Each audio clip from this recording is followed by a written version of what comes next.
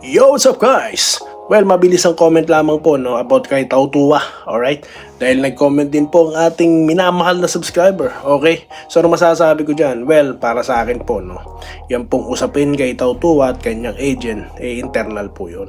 Kung ano man po ang hindi nila pagkakaunawaan, dapat yung agent pumunta po sa proper channel.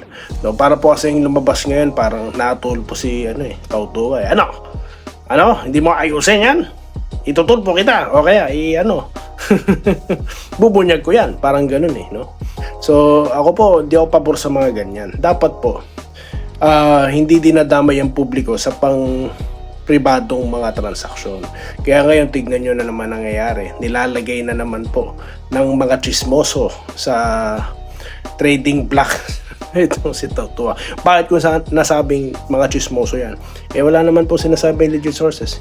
At ibig sabihin, hindi po galing yon sa mismong team, no? Dahil alam niyo po, mga business transaction or ang trade po business transaction yan na tanging ang mga opisyalis lamang at ang mismong kumpanya nakakaalam niyan, no? Hindi po yan ibubulong sa mga chismoso. Para po maging successful, kailangan po maayos muna yan bago nila i-anunsyo. Alright, so yun pong masasabi ko dyan, no?